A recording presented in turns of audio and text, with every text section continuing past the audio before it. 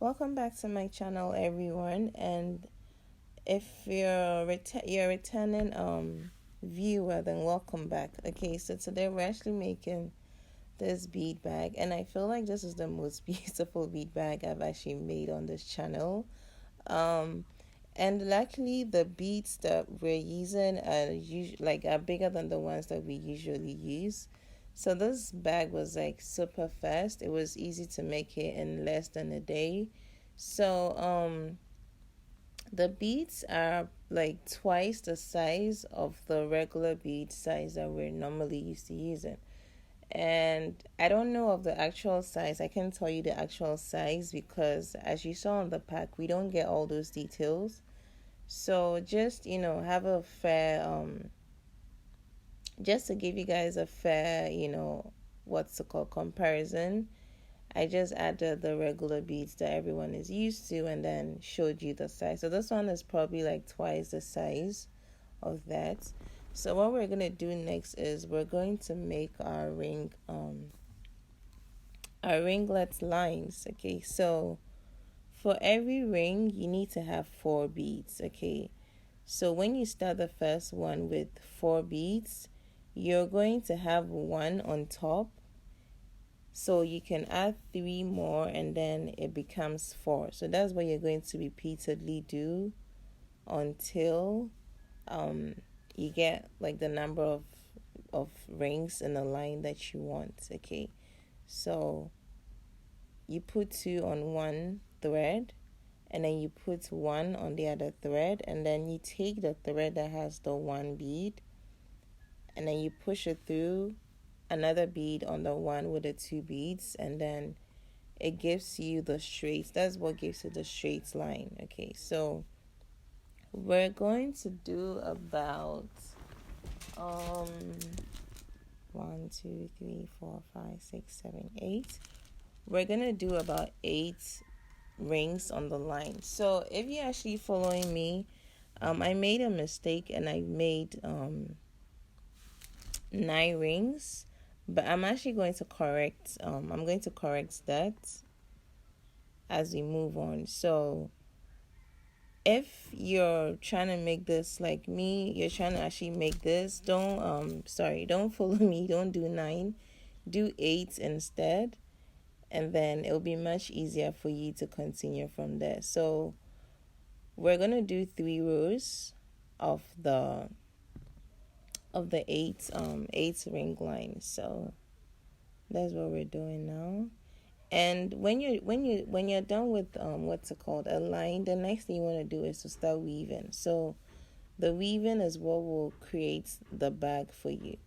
And to weave, all you have to do is put the thread that is closest to a bead, you push it through, and then like I said, you need 4 beads on every ring. So once you push it through, now you have 2 beads already in place for you, and the next thing you're gonna do is to just add 2 more beads, and then you're gonna get a ring out of that. Okay, so when you're trying to get onto a next line, what you need to do is to add 3 rings, and then when you add 3 rings, you're gonna add all 3 on one line. So when you add all 3 on one line and you put your thread through, it will take the position of the thread to the direction that you're trying to go. Okay, so always keep that in mind, and I'll let you guys watch this and I'll come back.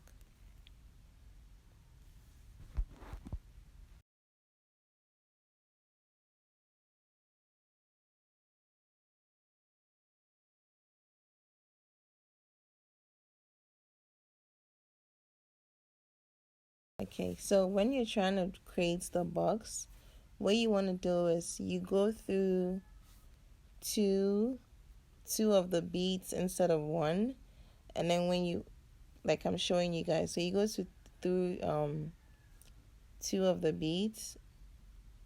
Sorry, you go through 1 bead, but then you go through an extra bead. Sorry, then you're gonna add 2 more beads, and then when you pull it, it's gonna create the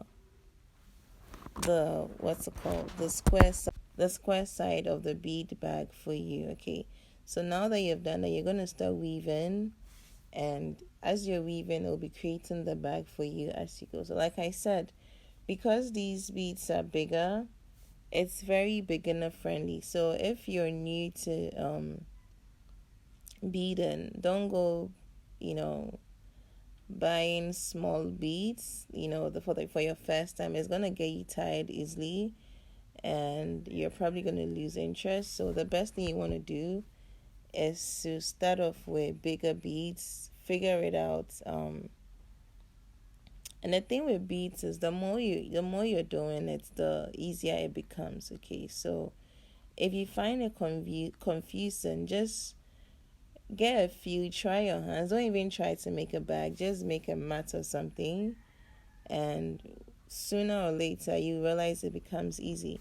So this is where I try to correct the mistake that I made. I'm going to actually connect the entire thing together and then only add one bead, because I noticed the 9 wasn't going to look nice for me with the bag, so I figured the 8 was going to be better. So I had to find a way to close it in, because I didn't want to start the entire thing again.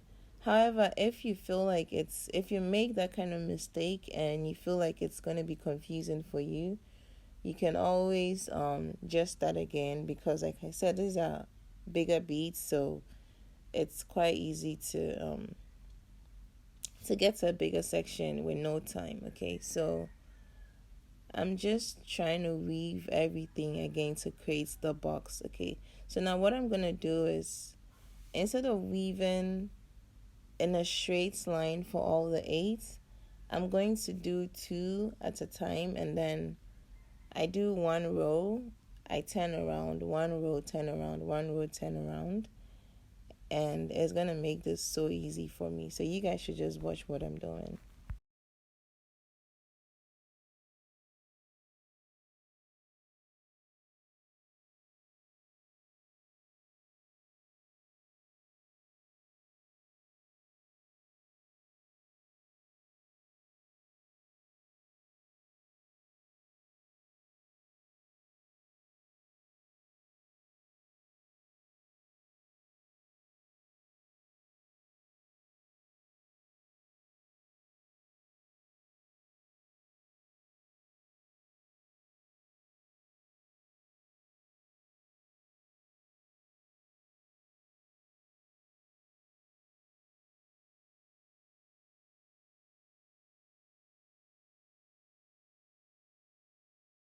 Okay, so I'm closing in on the final one, and as you guys can see, it looks like I have actually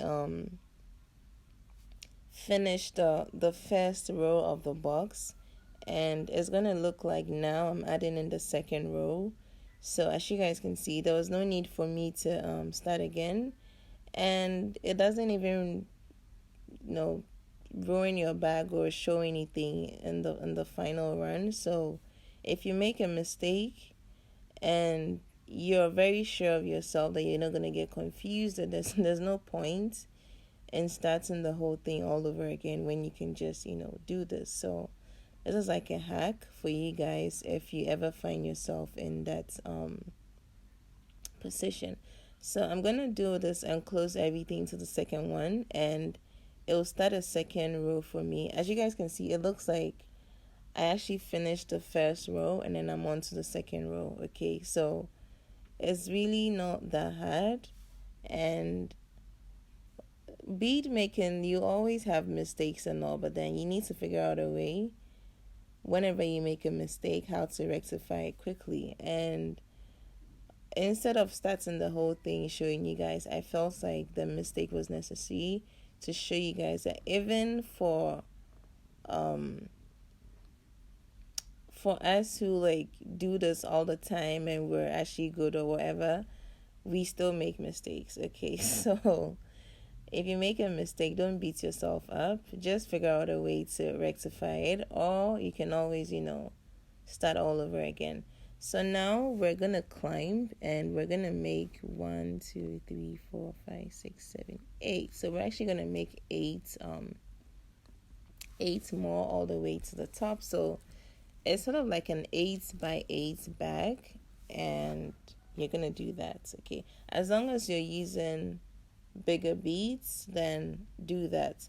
If you're using smaller beads, then 8 is going to be too small, like it's going to make your bag too small. Okay, so if you're using smaller beads, maybe do 12 or 14. Make sure it's an even number. Okay, so you can get the size to be big enough to hold a few things. All right, so for the side I made it 3 because we need it to be an even number, so that when we fold it, it can give us that, sort of like caved at the top and then wide at the bottom look.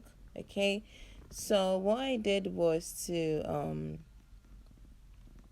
shift the thread to the very end of the square for the first bead, and I'm gonna put one bead on each end, and I'll pass the threads to the other closing bead on the other end, and then when I pull it together, it's gonna create the shape that I want in the bag. Okay, so if you're using smaller beads, then instead of 3, you might want to do maybe 5 or probably 7. Okay, depending on how small, because you need it to actually cave and curve inwards. But then if you're using smaller beads, just remember that if you try to close it, there's going to be a longer section of beads that are protruding inside the interior of the bead bag. So the best thing to do with this kind of bags is to just go with bigger beads, and then you can have like more space to be able to put stuff in. Okay, so this bag actually is supposed to come with a gold chain. So I got these lockets from Accra, from my markets in Accra. But then the thing is, it was actually when I got home and I tried making the bead, it turned out to be quite big. So I took them off in the long run and then just used the chain. But I'm gonna go again and try and find smaller ones. So I used the closing ones because when you use the closing ones, then it doesn't become permanent. Okay, so you can always change, remove, and put on something else. So if I want to use silver, I can always use silver. If I want to use gold, I can always use gold. So always, like, the best thing you want to use is to use the ones that you can open and close. And now we're trying to make the flap of the bag. Okay, so I'm gonna do 5 rows first for the flap, and then I'm gonna come back and show you guys how to do the tapered parts at the tip.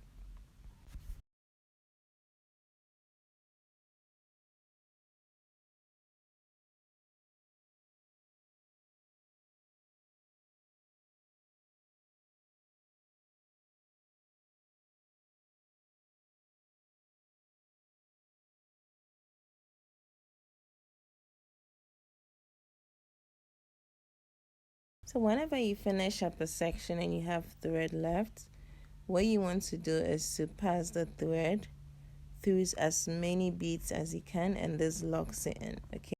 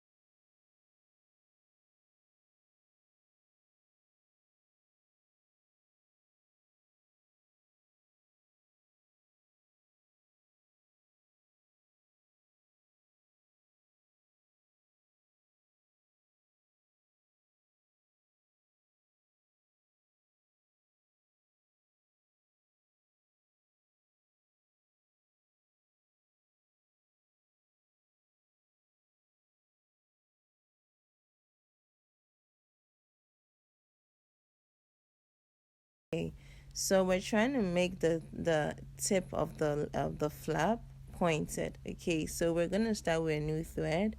we'll skip the first row and then we'll go on to the next row. We'll start making the bag.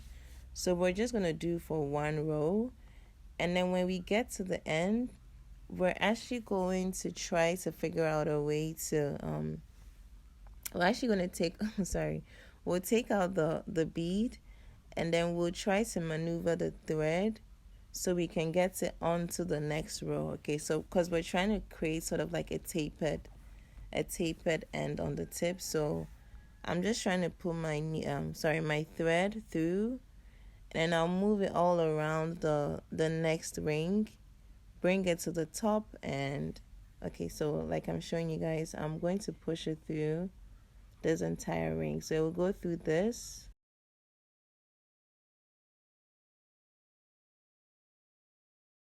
and then it will go through that one as well.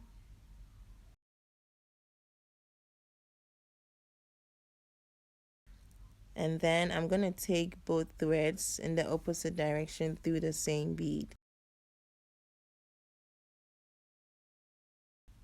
Alright, so now that we've done that, then we're going to start beading and weaving our beads through. So this will be the final part of the project.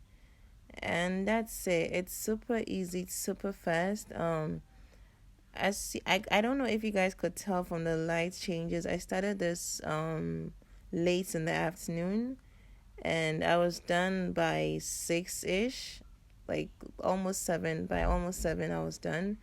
And it wasn't even because I was sitting on my ass doing this thing the whole time. I took so many breaks, but I was still able to finish it in the same day. So this was like the easiest, it's one of the easiest bags, and probably like the most beautiful bag I've ever made, in my opinion, honestly. It looks so sparkly with lights, and then the gold just makes it look so good. So what I'm going to do is for the threads that I pass through, you're going to cut the ends off because you don't want them, poking out.